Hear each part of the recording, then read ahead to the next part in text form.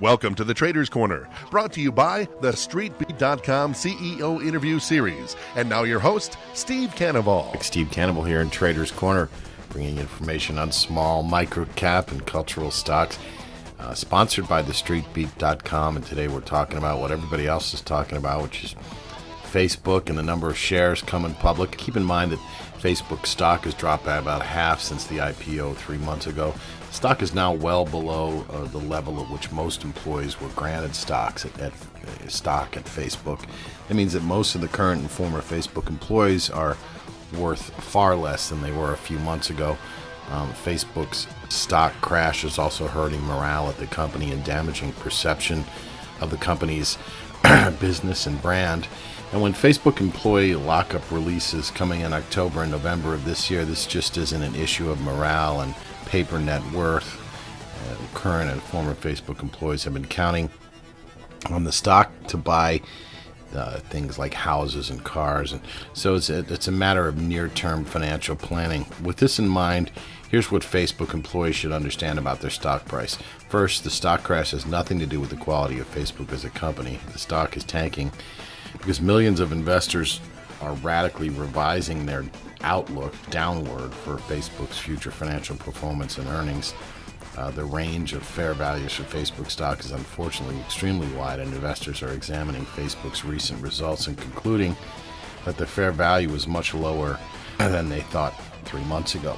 The market is reassessing Facebook because of three things. One, the rate at which revenue growth is decelerating, and two, the impact of the shift to mobile, which is a key portion, and three, the decline of the company's profit margin based on the decision to invest more for future growth.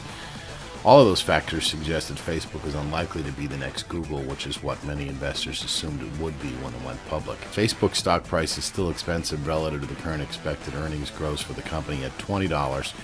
The stock is trading about 31 times next year's projected earnings of 65 cents a share.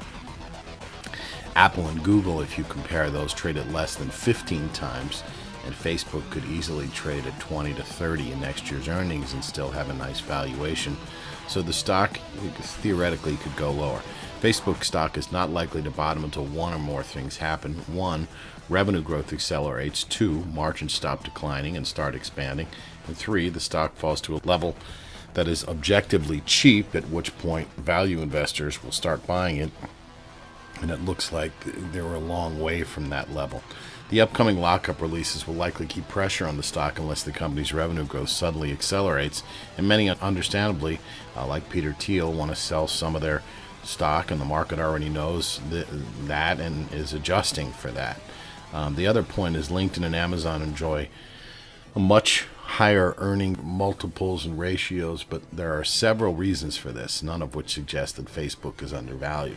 Everybody's talking about Facebook and the stock that's coming to market, and again, the employees take stock and people have been paid in stock, and it's keeping pressure and just kind of the mindset that there's a lot of stock for sale will probably keep the stock in the teens until they have earnings releases and the companies talk about the previous quarter.